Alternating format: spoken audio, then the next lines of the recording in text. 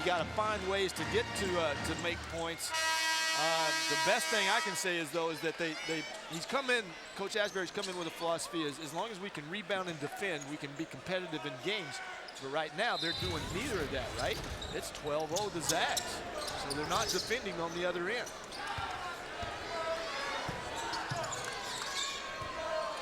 And for those who don't know, Coach Asbury was at Pepperdine for 15 seasons in the 80s and the 90s. And when he became head coach in 1989, Pepperdine was the team to beat in the West Coast Conference. Near turnover there, and it is indeed a turnover. He made it to the postseason in 5 out of those 6 years as head coach, 3 NCAA tournament appearances, and was 66 and 18 in league play. But right now it's Gonzaga dominating. They lead at 12-zip.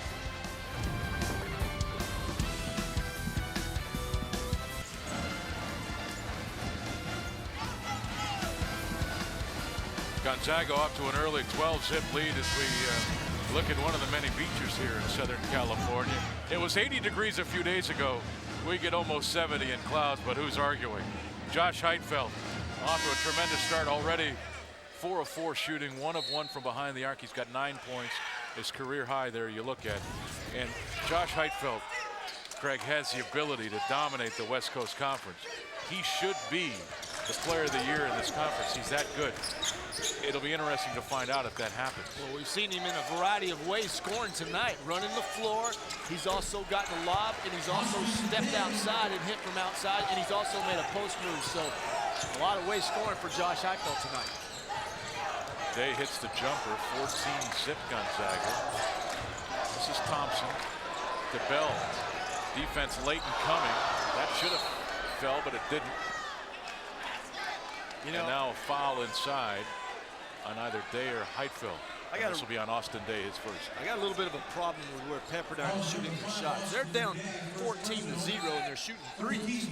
You got to put the ball on the floor, and if you can't manufacture points from the outside, you better start manufacturing points on the inside. There's a turnover.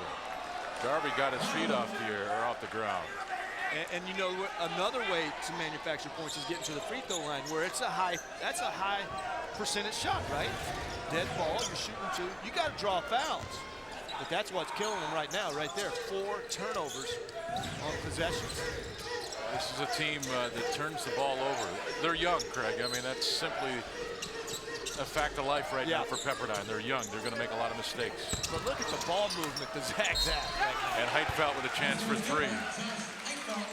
He's got 11 points, and now he goes to the free throw line.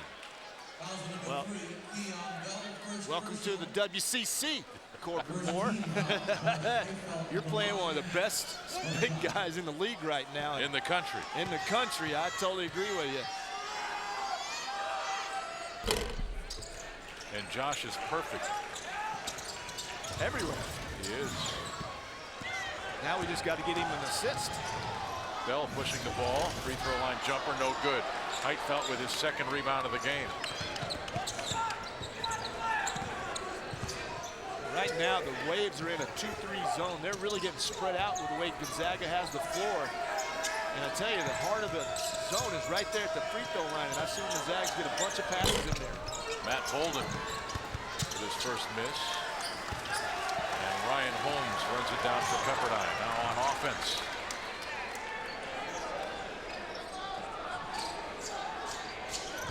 Moore trying to post up on Heitfeld inside. This is Thompson from the free throw line. And there's the first points of the game for Pepperdine. I thought he did a really nice job cutting to the basketball like a purpose and got the ball and then went up and made a nice shot. Day missing the jump shot there, and a foul called on Stephen Grave. I tell you what, these Thompson kids, both Michael here at Pepperdine and Klay Thompson down at Washington State, they're really smooth players. They've got a real good feel of catching the ball and knowing if they can shoot it like you saw Michael catch it and shoot right then, or if they feel the defense, they can put it on the floor. I think both of them possess that, and that's a real tool. You're right, that's a real skill. But they look like such similar players, Craig, are they? Well, they are. They look almost identical.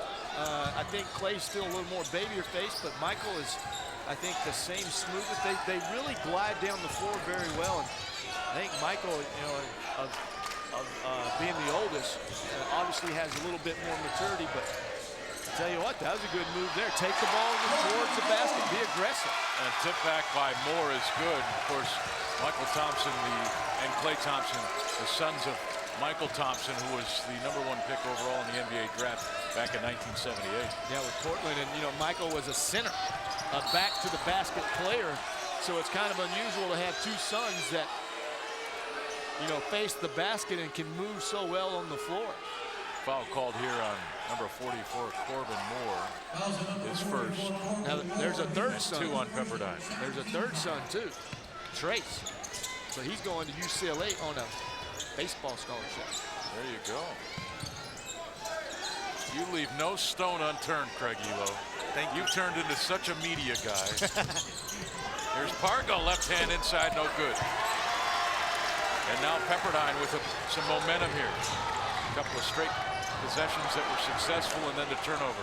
Pargo up to Brown, lost the handle, and he's blocked, no call. Back come the Waves. This is Hornbuckle into the corner. And now Pepperdine sets up on offense in the half court. Thompson open three, good! And it's 17-7, a 7-0 run for Pepperdine, 5 for Thompson. Heitfeld right back, and his first miss of the game, but he draws free throws. Well, Corbin Moore is going to have to pick his poison in that 2-3 zone. He's either going to have to play behind Josh Heitfeld or in front of him. If he plays from front, then you better have help. And there's a good look at Michael Thompson.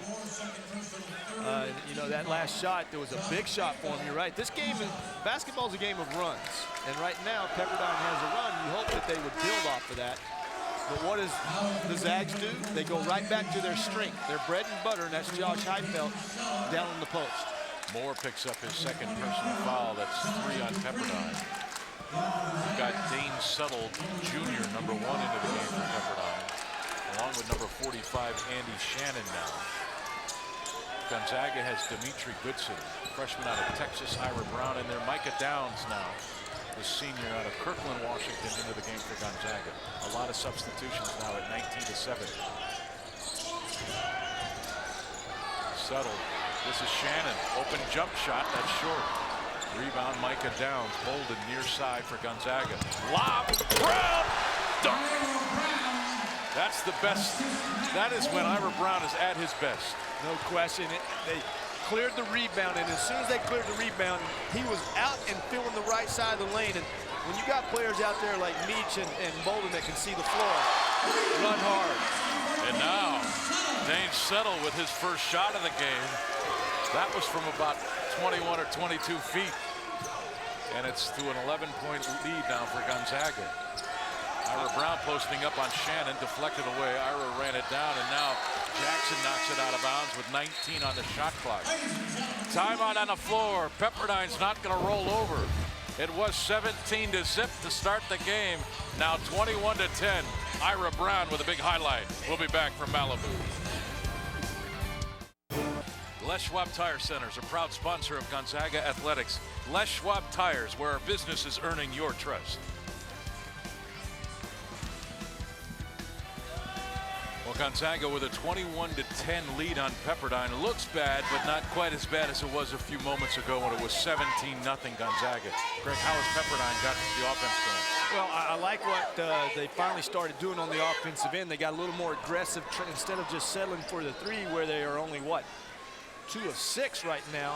They started attacking the basket a little bit more, getting closer. But Michael Thompson's couple of baskets fed off the rest of them. The rest of them fed off that. And next thing you know, they're on a 10-4 run.